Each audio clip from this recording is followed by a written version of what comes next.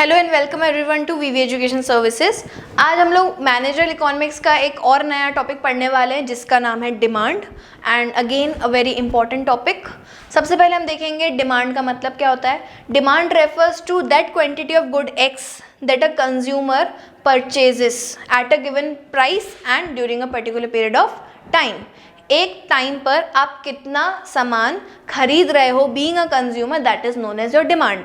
सो demand को कुछ factors affect करते हैं कि डिमांड कम कब होगी, ज़्यादा कब होगी, तो उसके पीछे कुछ फैक्टर्स काम करते हैं। तो हम लोग यहाँ पर एक एक फैक्टर को पढ़ने वाले हैं। सबसे पहले price of good x. For example अगर मैं वॉच की बात करूँ, ठीक है, तो वॉच आप एक कंज्यूमर के पॉइंट ऑफ व्यू से सोचो, वो वॉच कब ज़्यादा खरीदेगा, जब उस वॉच का प्राइस कम होगा।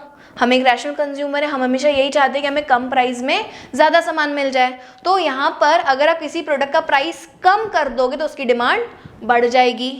ऑन द अदर हैंड अगर आप उसका प्राइस बढ़ा दोगे तो उसकी डिमांड कम हो जाएगी। तो इसको हम लॉ ऑफ डिमांड भी कहते हैं, जो हम लोग आगे पढ़ने वाले हैं। तो what is relationship between price of good X and quantity demanded? It is inverse relationship. Inverse क्यों हुआ? Because when price increases demand decreases, and when price decreases demand increases. तो ये पहला रिलेशनशिप हुआ। दूसरा रिलेशनशिप हुआ price of good Y. Good Y के साथ डिमांड का क्या रिलेशन है? गुड वाई का मतलब किसी और गुड का प्राइस मेरे प्रोडक्ट की डिमांड को कैसे अफेक्ट कर रहा है। तो यहाँ पर गुड्स हमारे दो टाइप के होते हैं। एक होते हैं मेरे सब्सटीट्यूट गुड्स और एक मेरे होते हैं कॉम्प्लीमेंट्री गुड्स। सब्सटीट्यूट गुड्स वो होते हैं जो एक दूसरे को सब्सटीट्यूट कर देते हैं, जैसे हॉर्लिक्स और बोर्नविटा दोनों ही एक दूसरे की जगह पर यूज हो सकते हैं, ठीक है। Colgate and Pepsodent, Coca Cola and Pepsi, ये गुड्स एक दूसरे को रिप्लेस कर सकते हैं, इसलिए हम इनका नाम रखते हैं सब्सटीट्यूट गुड्स। दूसरे हमारे होते हैं कॉम्प्लीमेंट्री गुड्स, जो एक दूसरे के बिना यूज नहीं कर सकते हैं। For example car and petrol, shoes and socks, okay, pencil and rubber. तो ये कुछ ऐसे चॉक एंड डस्टर, ये कुछ ऐसे प्रोडक्ट्स हैं जो एक दूसरे के बिना यूज नहीं कर सकते हैं। और सब्स्टिट्यूट गुड्स वो होते हैं जो हम लोग एक दूसरे को रिप्लेस कर सकते हैं। जब दो गुड्स आर सब्स्टिट्यूट गुड्स। अब यहाँ पर रिलेशनशिप अलग अलग होता है।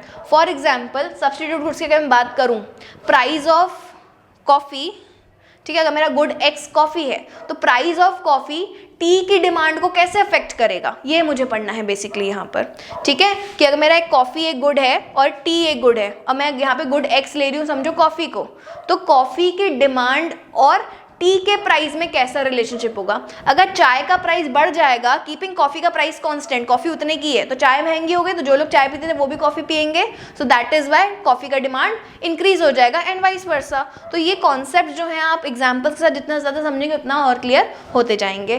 कॉम्प्लीमेंट्री गुड्स, अगर पेट्रोल का प्राइस बहुत ज़्यादा बढ़ गया तो कार की डिमांड कम हो जाएगी, बिकॉज दोनों एक दूसरे के बिना यूज़ हो ही नहीं सकते हैं। तो यहाँ पर किस तरीके का रिलेशनशिप रहेगा? इनवर्स, और यहाँ पर डायरेक्ट। तो इस तरीके से हमारा प्राइस ऑफ गुड वाई को अफेक्ट करता है डिमांड। देन इनकम और डिमांड का कैसे रिलेशन होगा? डायरेक्ट। क्यों डायरेक्ट? क्योंकि जैसे जैसे आप अमीर होते जाओगे वैसे वैसे गुड्स का डिमांड बढ़ाते जाओगे। आपके घर में अगर कूलर होगा एक रूम में तो आप अपने सारे रूम में कूलर ले लोगे। अगर आपके रूम में एक रूम में एसी है तो अगर आपकी इनकम बढ़ती जाएगी आपके सारे रूम्स में एसी होगा। तो कहीं ना कहीं इनकम और डिमांड का कैसे रिलेशन रहता है? Direct relationship. Then population, again इसमें भी डायरेक्ट होगा। पॉपुलेशन बढ़ती जाएगी तो डिमांड भी बढ़ती जाएगी। टेस्ट एंड फैशन, अगर कोई चीज़ टेस्ट एंड फैशन में इन है तो उसकी डिमांड ज़्यादा, अगर फैशन से आउट हो जाएगी तो डिमांड कम। सो अगेन यहाँ पर भी डायरेक्ट रिलेशनशिप है।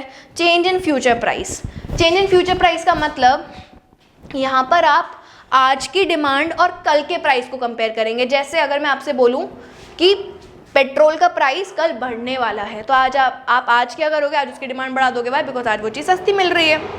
और अगर मैं आपको बोलूँ पेट्रोल का प्राइस कल कम होने वाला है, तो आप पेट्रोल कल डलवाओगे क्योंकि कल आपको सस्ता मिलेगा।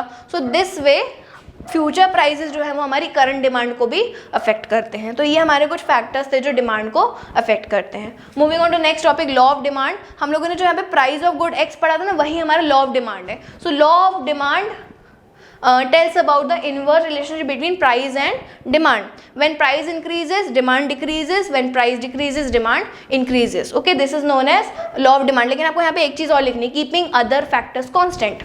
मतलब जब आप प्राइस और गुड एक्स और डिमांड के रिलेशनशिप पढ़ रहे हो तो ये सारे जो फैक्टर्स है ना, ये कांस्टेंट, ये नहीं मूव करेंगे साथ में। तो यहाँ पर हम लोग का अजम्पशन रहता है कि keeping other factors constant there is inverse relationship between price of good X and demand of good X. तो ये उसका डायग्राम है। डायग्राम कैसे बनाया हमने? यहाँ पे क्वांटिटी डिमांडेड, यहाँ पर हमारा प्राइस, और ये डाउनवर्ड स्लोपिंग क्यों है? Because of inverse relationship. कई बार आपका क्वेश्चन आ जाता है कि डिमांड का डाउनवर्ड स्लोपिंग क्यों होता है, उसके पीछे रीजन क्या है? Because price and demand have inverse relationship.